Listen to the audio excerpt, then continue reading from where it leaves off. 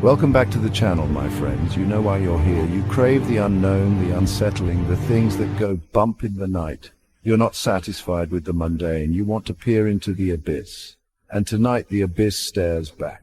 We're venturing into the dusty, forgotten corners of abandoned museums, places where history sleeps, whispers secrets to those who dare to listen. We're talking about objects infused with a darkness that lingers, a malevolence that refuses to die. 3 artifacts, 3 stories, and a chilling question. Are you brave enough to confront the truth behind these cursed objects? Dim the lights, turn up the volume, and let's begin. Our journey begins deep within the bowels of a once grand museum, now a decaying monument to forgotten beauty. The air here is thick with the smell of mildew and dust, a musty shroud clinging to the few artifacts left behind. It's in this forgotten place that we find our first cursed object, a painting, its frame cracked, its canvas faded, yet its eyes seem to follow you. The painting depicts a young woman, her face a mask of sorrow. Locals call her the Weeping Lady, and legend has it she was the wife of the artist who captured her likeness. They say their love was passionate, all-consuming, but tragedy struck, claiming the young woman in its icy grip. The artist, driven mad by grief, poured his heart and soul into one final masterpiece, portrait of his beloved. He painted day and night, obsessed, driven by a desperate need to keep her memory alive on the canvas, but something dark twisted within the artwork, something born of the artist's despair. People say he mixed his own tears with the paint, a gruesome testament to his love and loss. When the painting was finished, the artist took his own life, unable to live in a world without his muse. From that day forward, the painting was said to be cursed. Museum staff whispered of feeling cold spots near it, of seeing the woman in the painting blink, her expression shifting from sorrow to something far more sinister. Some claim to hear soft sobs echoing through the halls at night, the mournful cries of a heartbroken spirit. One security guard, a skeptic by nature, scoffed at the stories. He dismissed them as childish superstition, the ramblings of bored employees with overactive imaginations. But one night, alone on patrol, he paused before the painting. He felt an icy hand grip his heart, a wave of despair washing over him. The eyes of the woman in the painting bore into his soul, and he swore he saw a single tear roll down her cheek. The next morning the guard was found unconscious in front of the painting, his face pale, his eyes wide with terror.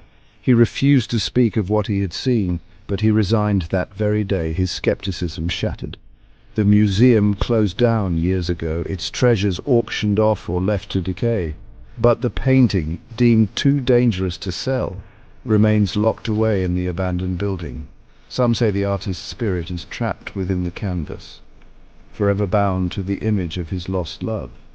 Others believe the painting itself is a conduit to something dark and powerful, something that feeds on the sorrow and despair of those who dare to look upon it. Whatever the truth may be, one thing is certain: the haunted painting of the Weeping Lady remains a chilling reminder that some wounds, even death, cannot heal. The silence of this abandoned museum amplifies the weight of this story. It makes you wonder, doesn't it? What darkness lingers in the brushstrokes of that forgotten canvas? What happened to the guard who dared to defy the story's truth? Much like this abandoned museum remains shrouded in darkness. But remember, my friends, sometimes the unknown is best left undisturbed. Sometimes the most terrifying monsters are born not of flesh and blood, but of grief, madness, and the desperate, undying echo of love lost.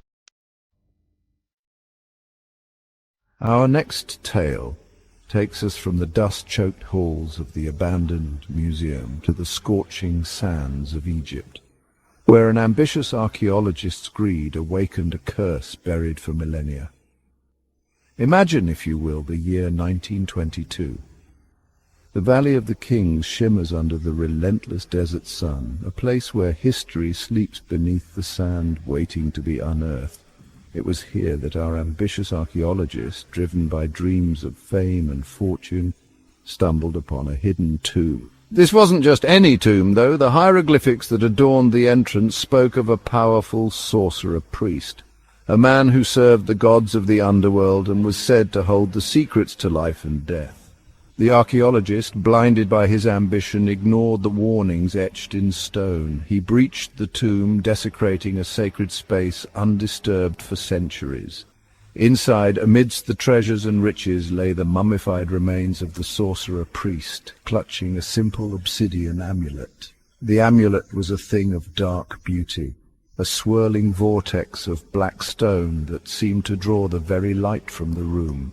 Ignoring the warnings of his guides and the pleas of his fellow archaeologists, the man pocketed the amulet, claiming it as his own. He believed he had found his ticket to fame, unaware he had invited a malevolent entity into his life. The curse, however, was swift and merciless.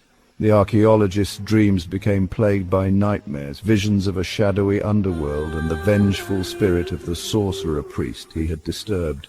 His health deteriorated rapidly, his body racked with a strange illness that baffled doctors. But the curse wasn't content with simply tormenting the archaeologist. It spread like a virus, infecting those around him. His colleagues suffered freak accidents, their lives cut tragically short. The archaeologist, racked with guilt and fear, tried to discard the amulet, to break the curse he had unleashed. He tried to throw it into the Nile, but an unseen force prevented him. He tried to bury it, but it always resurfaced, finding its way back to him. The obsidian amulet had become his prison, a constant reminder of his greed and the darkness he had unleashed. Driven to the brink of madness, the archaeologist eventually took his own life, unable to bear the weight of the curse any longer. That the amulet, however, remained, that it was passed from collector to collector, each owner meeting a grim and untimely end. Some say the amulet is a conduit to the underworld, a gateway that allows the sorcerer priest's vengeful spirit to walk among the living. Others believe the amulet itself is cursed, imbued with the dark magic the sorcerer priest wielded in life. Whatever the truth may be, the cursed Egyptian amulet remains a chilling testament to the ancient adage, "Some things are best left buried." The desert sands hold countless secrets, my friends, and not all of them are meant to be unearthed. The archaeologist's greed cost him everything, and the curse he unleashed continues to claim victims to this day. Remember, sometimes the most valuable treasures are not made of gold or jewels, but of wisdom and respect for the past. Chapter 3. The Possessed Doll. In a crumbling Victorian mansion turned museum, a porcelain doll became a vessel for something sinister. Found in a dusty attic, the doll's painted eyes stared blankly into the void. Once adored by a young girl named Amelia, the doll was locked away after her tragic death. Placed in a glass case, strange occurrences began. Servants heard a child's laughter and saw the doll's head move. Terrified, they refused to enter the attic. Years later, visitors reported cold spots and whispers. One night, teenagers broke in and a young man picked up the doll. The doll's head turned, and the next morning he was found dead. The doll remains locked away, a chilling reminder of its dark history. Was it Amelia's spirit or something more sinister? Some questions are best left unanswered. And there you have it, my friends. 3 chilling tales of cursed artifacts, each more unsettling than the last. The echoes of tragedy, despair, and insatiable darkness linger long after the stories are told. Remember, these abandoned museums, these forgotten corners of the world hold secrets. Some are best left buried, some stories untold. But you, my curious viewers, you crave the darkness. You seek out the things that go bump in the night. So tell me, which cursed artifact chilled you to the bone? Let me know in the comments below, and don't forget to subscribe for more terrifying tales from the depths of the unknown. Until next time, sleep tight and be wary of the shadows, for you never know what might be lurking within them.